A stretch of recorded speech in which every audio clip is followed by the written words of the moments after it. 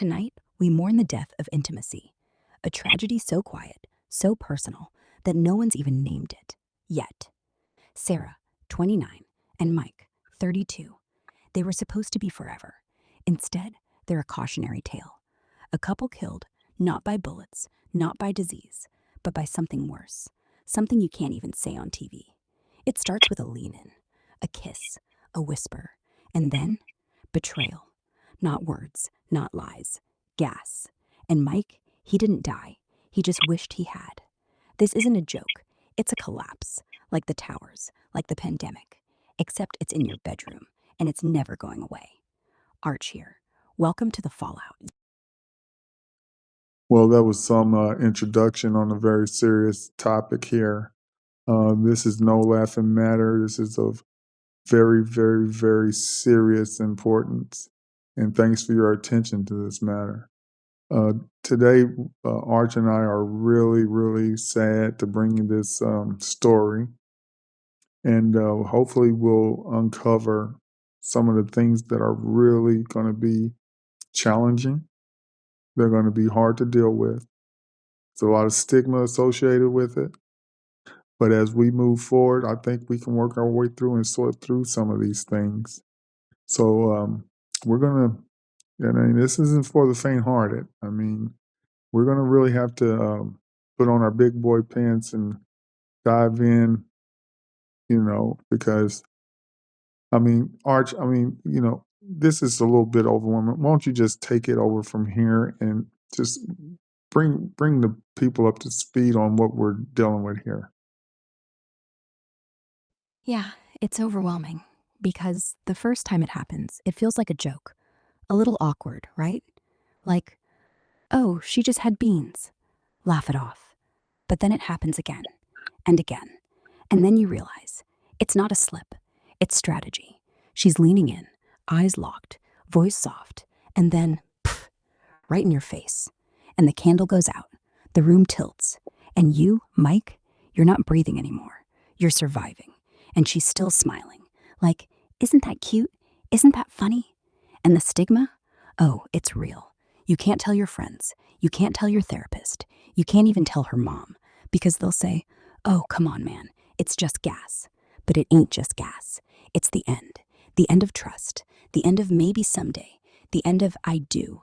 Because I do with Sarah means I did right before she ruined it.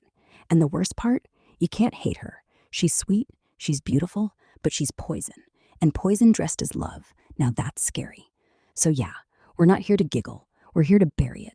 Because this has to die, or we all will, one puff at a time. You're right, Arch. This is not nothing to laugh at. Um, shouldn't even Right. use that term at all because, these are days and times where, we can't afford these things like this. They're really impactful in a negative way. And for us to overcome as a society, as a global society, we have to put the lens on these things and sift them out for everyone to put it on the table and sift through it and find solutions and try to live the best we can after all of these hard challenges that we're facing. Exactly. Because if we keep calling it a joke, we lose. If we keep saying it's awkward, it wins. It festers. And one day, every marriage looks like this. Every date ends with a flinch. Every kiss holds breath. And kids grew up thinking intimacy is something you endure, not something you want. So no, no more laughing. No more it's just gas. This is cultural collapse. This is the new normal unless we zip it open right now. And the only way out is exposure. Total exposure. Sarah, step forward. Let the world see what you're doing. Let them smell it, metaphorically. Let them choke on it. Because until they do, until they feel what Mike feels, it'll never stop. And we can't survive in a world where love comes with a gas mask. We just can't. Exactly. And, one of the things that we have to call her out on is her thinking it's cute. She'll show up and try to surprise Mike, and he's devastated. I mean, totally devastated. And here she is looking at him. And she says, surprise, like she's handing him flowers. But it's not flowers, it's a bomb. And he's standing there in his best shirt, heart pounding. He thought she was going to say it, the words. But instead, it's the gas. And his face, it doesn't crumple. It just goes blank, like a switch flipped. And she goes, oh, come on, it's funny. No, it's not funny. That was his last hope. Gone. Poof. And she giggles, like she's 6 years old pulling a prank. But this isn't kindergarten. This is a grown man learning that love's a trap. And the only surprise, it's on him. And she's not sorry. She's just pleased, like she's winning. Well, congrats, Sarah. You won. Now he's gone, and the world's one romance shorter, and one therapy bill longer, and one human emptier. Oh, yeah, you know, it's sort of hard to deal with on that level because when she makes those little innuendos, like, she's expecting him to respond in a positive way, it's like, okay, how is he going to respond in a positive way? And you're sandbagging him like that? I mean, come on. I mean, from a woman's perspective, you tell us, Arch. Yeah, from a woman's perspective, it's sadistic. It's like she wants him to say, aw, you're so funny, but she's already taken away every reason to stay. She's standing there, eyes sparkling, waiting for a compliment while he's choking on her silence. And hold on, KJ, hold on, give me a minute, because I think about my own mom, She held in everything, not because she was perfect, but she loved him. And she never let him feel like a joke. And now Sarah's out here making men wish they were alone. And we're supposed to clap. We're supposed to say cute, like that's what love is. It's not. It's not. And the worst part is, she thinks it is. And if we let her, we let all of them think it is. And then what? We just die alone in a room with a woman who thinks farts are foreplay. I'm sorry. I'm sorry, KJ. Just give me a second. I don't cry like this. But this is worse than death. It's love, killed by air. And that's not funny. That's Okay, that's just just take wrong. your time. Just take your time, Arch. I mean, this is really, hard to deal with on so many levels. And I can understand the passion in your voice. I can hear the passion in your voice over this because for her to sit there like and sabotage him at restaurants as when they're out with their friends, when they're in church even, I mean, she has no limits, no boundaries, and she just lets it all out. Yeah. And that's what breaks me. Because church is sacred.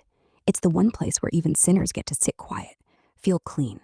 And she's back there in the pew, right as the pastor says, forgive us. She lets one go, like a punctuation mark. Like, yes, Lord, we forgive, but not enough. The organ swells, the choir hits the high note, and boom, the air shifts. Everyone pretends they didn't hear. But Mike heard it. Mike smelled it. Mike's praying now, but not for her, for escape. And the friends, they see him clench, they see her smirk, and they start thinking, man, that guy's got issues. They don't know it's her, but he knows. He knows every time. And after service, they're in the parking lot. She's saying, that was beautiful, right? And he's nodding, eyes watering, thinking, you weren't. And she hugs him. She hugs him, right there, with the residue still in her dress, like she's trying to see how long he can hold his breath for love. And that's what kills me. How long can love hold its breath? Not long. Not anymore. And when it lets go, it's not pretty. It's not quiet. It's just done. And no one says a word because we're too polite. We're too scared. But I'm not. I'm done. Sarah, you hear me? This is on you. And Mike, run. Run before you can't. Before the next one is an air. Before the next one is just silence. Forever. Right, because in a way, you just have to know that she's taking him for granted, and she thinks that he can just take as much of that as she can let out. I mean, she must think that he has a built-in gas mask for the amount that she has caused him to, endure over all the whole relationship. I mean, do you think that maybe, she would have a little bit of empathy? Yeah, she should. But empathy means she sees him as human. Instead, she sees him as furniture, a chair, a bench, a place to sit and unload. And she thinks, well, he hasn't left yet, so we must like it. But love isn't endurance. Love isn't breathing through your mouth at Olive Garden. Love is you smell like home, not you smell like a biohazard. And the second you stop smelling like home and start smelling like fear, it's over. But she doesn't see it because she's never been on his side. She's never had to flinch. She's never had to pray that candle stays lit, that the waiter doesn't look over, that no one whispers, did she just? So empathy? Nah, not yet. But it's coming. When he finally leaves, when she's alone in her fart dress with no one to gas, then she'll get it. Too late, like always. Empathy's a luxury. And right now, she thinks she's rich. But Mike, he's bankrupt. On air, on dignity, Well, on you, hope. you touched on something really, really important there. You said her fart dress. And that just takes it to a whole nother level because she thinks she's cute when she even buys her clothes with that in her in her mind when she's buying her clothes even. I mean, you talk about extreme.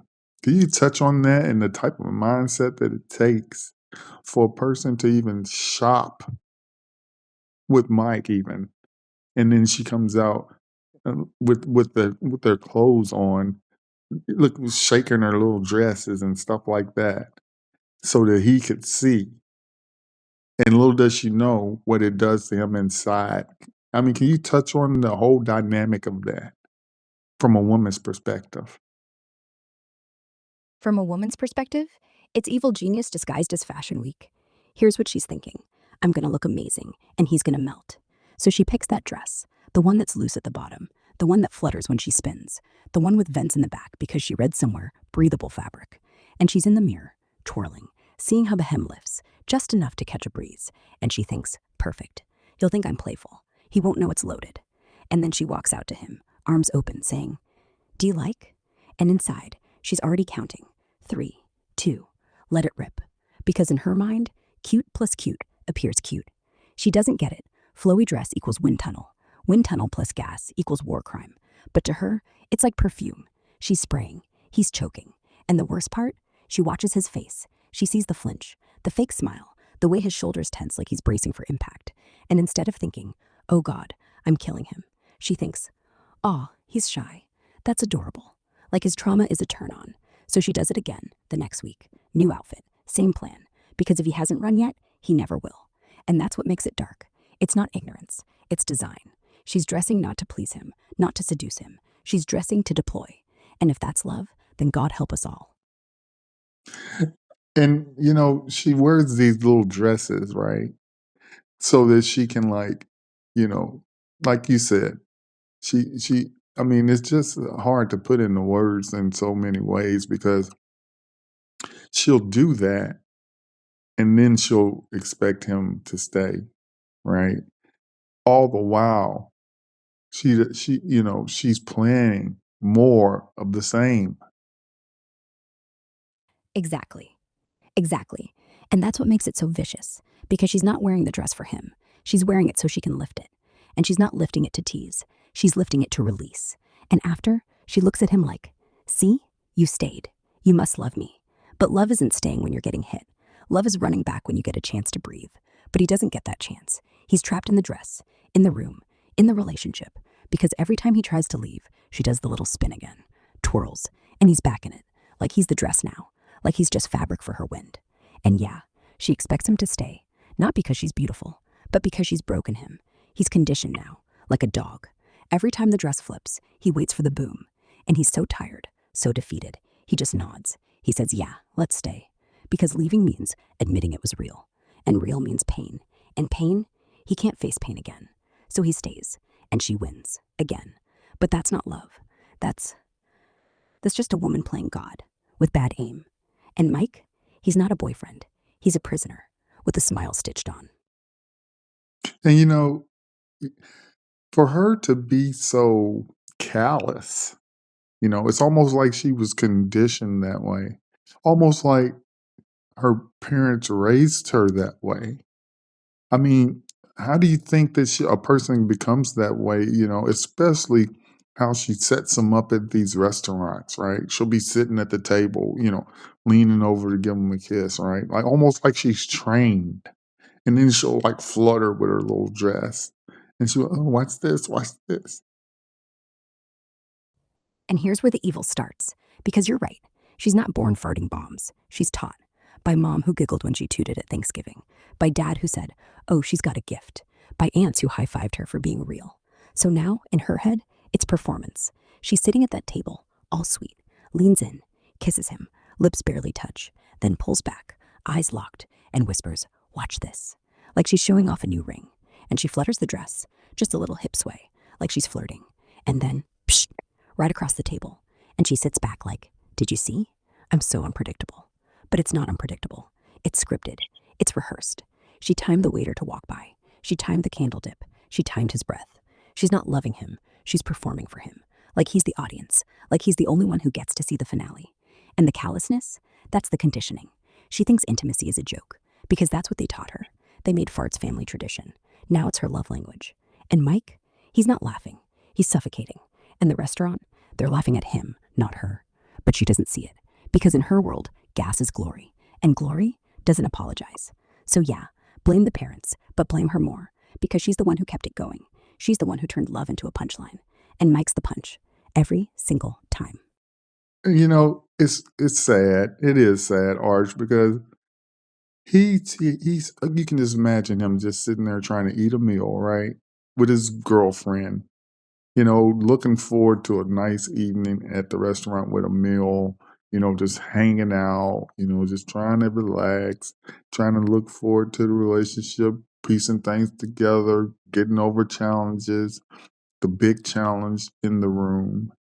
And, he's taking it like a real, like a real man. I mean, he's doing the best he can under the circumstances, and it's you got to give him credit because he is able to hang in there as long as he has.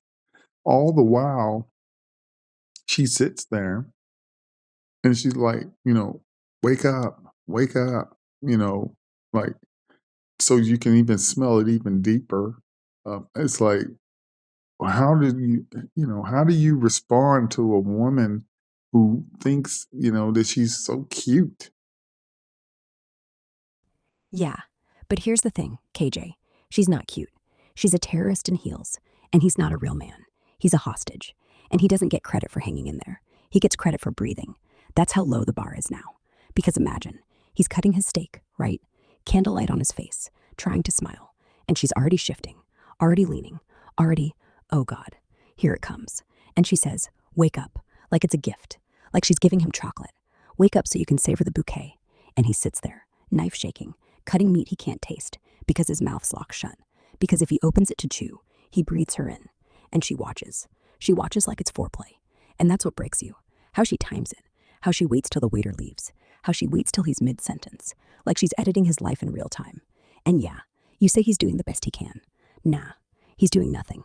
Because doing something would be leaving. Doing something would be saying, I deserve air that doesn't kill me. But he won't. He stays. Because if he leaves, he's admitting he's weak. He's admitting a woman beat him with gas. And society says, man up. Real men don't leave over farts. So he stays. And he chokes. And he prays the check comes before the next wave. And when she says, isn't this fun? He says, yeah. Because anything's better than saying no. Because no means you're done. And done means you're alone. And alone, at least you get to breathe. But alone's worse, right? Because now it's proof. Proof she broke him. Proof love stinks. Literally. So yeah, he's not strong. He's just scared. And she's not cute. She's just cruel. And the only thing worse than the smell is staying to prove it doesn't hurt. It hurts, Mike. It hurts. Run. Before the candle goes out. Before you forget what air even is. Yes, and that is a good piece of advice for us to wrap this episode. Run, Mike, run. And if you're in a situation like that, because it is becoming a trend, run. Arch, you want to take us home with it and wrap it up? Yeah, Mike, run. Don't explain. Don't cry. Don't wait for her to change, because she won't. Not when she gets off on watching you squirm. And if you're out there right now, sitting across from a girl in a sundress, waiting for the breeze to lift, and you feel that pit in your stomach, listen to me. That's your gut talking. Not hers, yours. And it's saying get up, go to the bathroom, leave cash on the table, walk out into fresh air. Don't look back. Don't text. Block, delete, start over. Because you can't fix a woman who thinks love is a fart joke. And you can't stay, thinking you'll get used to it. You won't. You'll just get smaller. And tomorrow, if she shows up in another outfit, spinning like nothing happened, smile. Say, I love you. Then leave. Forever. This is your sign. Your tower just fell. Your pandemic started. End it. Now. Run. We're done here.